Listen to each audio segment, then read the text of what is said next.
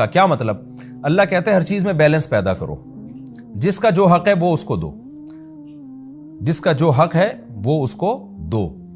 تو ہر چیز میں بیلنس کیا ہے؟ یہی اسلام ہے۔ اسی کو اللہ نے سورہ سیقول السفہاء جو دوسرا پارہ ہے اس میں فرمایا وَكَذَلِكَ جَعَلْنَاكُمْ أُمَّةً وَسَطًا، ہم نے تم کو معتدل امت بنایا، بیلنس امت، کہ ہر چیز میں اعتدال ہے۔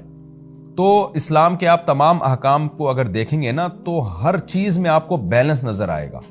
اس پر میں چونکہ تفصیلی کئی دفعہ بیان کر چکا ہوں، اور یہ ہمارے تفسیر کے لیکچر میں زیادہ ڈیٹیل میں بھی نہیں جاتا، میرے بیانات میں اس پہ بہت دفعہ میں نے اسلام کے حکام پر بیان کیا ہے کہ وراثت کے حکام میں، نکاح طلاق کے حکام میں، عبادت کے حکام میں، اور زکوٰۃ کے حکام میں، مالی عبادتیں ہوں، جسمانی عبادتیں ہوں، ہر چیز میں آپ کو بیلنس نظر آئے گا۔ اور اسلام کے علاوہ جتنی تحریکیں، جتنے مذاہب ہیں، آپ کو اس میں بے اعتدالی نظر آئے گی۔ کہیں ایسے اتنے حقوق نظر آئیں گے، جیسے عورت ہی کے حقوق دیکھ لیں، بعض سوسائٹیوں نے عورت کو حقوق دینے پر آئے تو مرد اور عورت کا فرق ہی ختم کر دیا، اور بعض جب چھیننے پر آئے تو عورت کو ایک پاؤں کی جوتی بنا دیا انہوں نے۔ اسلام نے اس میں بیلنس کیا۔ تو مالی معاملات میں آپ دیکھ لیں، بعض قوموں کے ہاں بس چوری اور جوا حرام ہے، باقی سود ان کی سوسائٹی میں ہے، جس کی وجہ سے بیڑا غرق ہو گیا۔ اور بعض لوگوں نے کیا کیا کہ عبادت میں اتنا غلو کیا کہ رہبانیت کی طرف چلے گئے، تجارت ہی چھڑوا دی لوگوں سے۔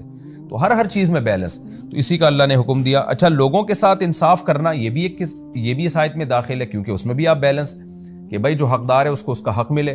اگر کوئی قاضی جج فیصلہ کرتا ہے جس میں مظلوم کی مدد نہیں کی جاتی تو یہ بھی بے عدلی ہے، یہ بھی ظلم ہے، کیونکہ ناانصافی بھی بے اعتدالی کی ایک قسم ہے۔ تو اس آیت میں صرف ناانصافی داخل نہیں ہے، بلکہ کہیں بھی آپ اعتدال کی راہ سے ہٹتے ہیں تو وہ تمام کی تمام آیتیں، وہ تمام کی تمام صورتیں اس آیت میں داخل ہیں۔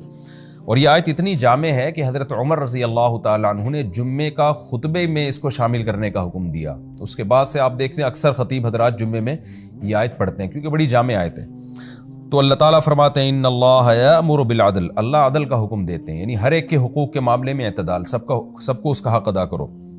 والاحسان، اور پھر عدل کے بعد احسان، یہ عدل سے اوپر کا درجہ ہے، یعنی ایکسیلنسی پیدا کرو اس میں، اچھا سلوک بھی احسان کی ایک قسم ہے۔ یعنی صرف اتنا مت کرو کہ تم ظلم سے بچ گئے، بلکہ اور ایک سٹیپ اور آگے جانے کی کوشش کرو، اور زیادہ اچھا سلوک کرو لوگوں کے ساتھ۔ اللہ کے ساتھ احسان یہ ہے کہ جتنی عبادت کا اس نے حکم دیا اس سے زیادہ کی جائے، اور وہ عبادت بھی خشوع و خضوع سے کی جائے۔ اور مخلوق کے ساتھ احسان یہ ہے کہ جو مخلوق کے جو واجب حقوق ہیں وہ بھی ادا کیے جائیں بھرپور طریقے سے، اور ان پر مزید آپ اس کے ساتھ اچھا سلوک بھی کریں، جیسے زکوٰۃ کے علاوہ بھی آپ صدقات و خیرات دیں ان کو۔ تو یہ پوری ڈیٹیل آپ کو فقہ کی کتابوں میں ملے گی۔ آگے اللہ فرماتے ہیں وَإِيتَاءِ ذِي الْقُرْبَى، اور قرابت داروں کو دو۔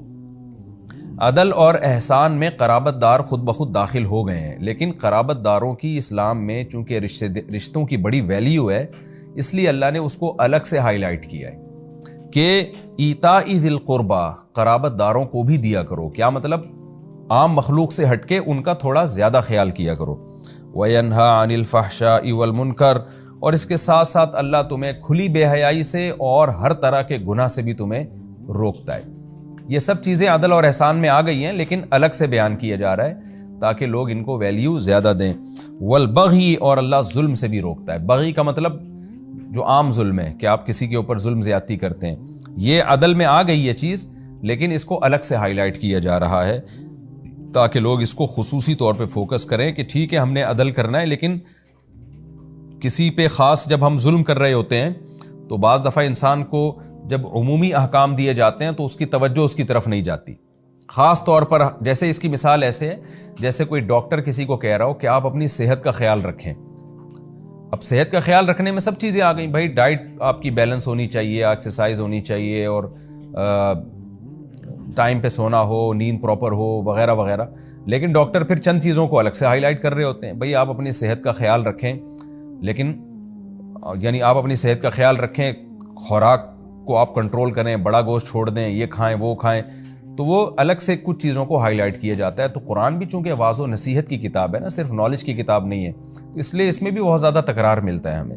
تو اللہ نے الگ سے کچھ چیزوں کو ہائی لائٹ کیا کہ اللہ تمہیں عدل اور احسان کا حکم دیتا ہے، رشتہ داروں کو دینے کا حکم دیتا ہے، کھلی بے حیائی ہو یا چھپی بے حیائی ہو، ہر طرح کی برائی سے تمہیں روکتا ہے، والبغی اور اسپیشلی ظلم سے تمہیں روکتا ہے، یعظکم اللہ تمہیں نصیحت کر رہا ہے، لعلکم تذکرون تاکہ تم نصیحت حاصل کرو۔